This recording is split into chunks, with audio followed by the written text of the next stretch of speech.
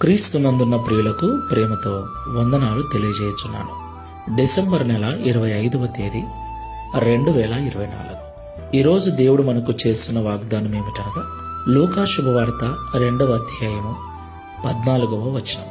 సర్వోన్నతమైన స్థలములలో దేవునికి మహిమయు, ఆయనకిష్టులైన మనుష్యులకు భూమి మీద సమాధానమును కలుగునుగాక. ఆమేన్.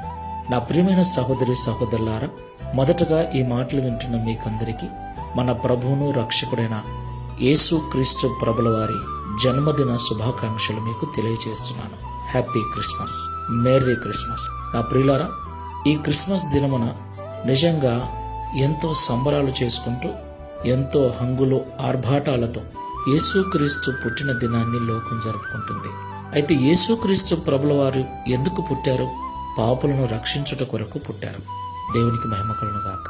పాపంలో ఉన్న మనిషిని రక్షించటం మాత్రమే కాకుండా ఈ లోకంలో ఎవరైతే ఆయనకి ఇష్టలుగా జీవిస్తూ ఉంటారో వారికి సమాధానం ఇవ్వటం కొరకు ఆయన పుట్టాడు. అవును ప్రియులారా, యేసుక్రీస్తు ప్రభుల వారు సమాధానకర్త.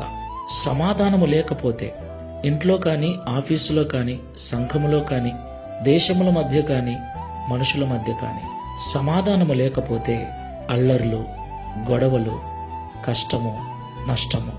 సమాధానము లేకపోవటం చేత యుద్ధాలు జరుగుతూ ఉన్నాయి. సమాధానం లేకపోవటం చేత నెమ్మది కరువై మనిషి మరణిస్తూ ఉన్నాడు. కాబట్టి మనుషుల మధ్యన సమాధానం అవసరం. మనిషి హృదయంలో సమాధానం అవసరం. ఆ సమాధానాన్ని, నెమ్మదిని ఈ లోకంలో ఎవరిస్తారు? ఏదిస్తుంది? కొంతమంది డబ్బు వెంట పరిగెత్తుతున్నారు, కొంతమంది ఆస్తుల వెంట పరిగెత్తుతున్నారు, కొంతమంది పేరు ప్రతిష్టల వెంట పరిగెత్తుతున్నారు. ప్రియులారా, ఈ లోకంలో దేనిని సంపాదించినా అది మనకు సమాధానం ఇవ్వలేదు. మనకు సమాధానం ఇవ్వగలిగిన ఏకైక దేవుడు సమాధానకర్త అయిన యేసయ్య. మరి ఆయన మనకి ఎప్పుడు సమాధానం ఇస్తాడు? ఆయనకు ఇష్టలుగా ఉన్నప్పుడు. దేవునికి మహిమ కలుగును గాక. ప్రార్థన చేసుకుందాం. సమాధానకర్తవైన యేసయ్య, పరిశుద్ధమైన మీ నామమునకు స్తోత్రాలు చెల్లిస్తున్నాం. ప్రపంచ మానవాళి పాప విమోచన కొరకు పరలోకాన్ని విడిచి భూలోకానికి దిగి వచ్చి పశువుల పాకలో మా కొరకు పుట్టిన దినం ఇది. ఈ దినమును పండుగగా జరుపుకొనుటకు మీరు మాకిచ్చినటువంటి కృపను బట్టి స్తోత్రాలు. ప్రభువా, మమ్మల్ని పాపముల నుండి విడిపించుట కొరకే కాదు, నీకిష్టులుగా మేము జీవిస్తే సమాధానాన్ని కూడా మాకు అనుగ్రహిస్తారని ఈ ఉదయకాల సమయంలో మాట్లాడినందుకు స్తోత్రాలు. అవును తండ్రి, సమాధానము లేక ఎంతో మంది విడిపోతున్నారు. రాష్ట్రాలు, దేశాలు సైతం విడిపోతున్నాయి.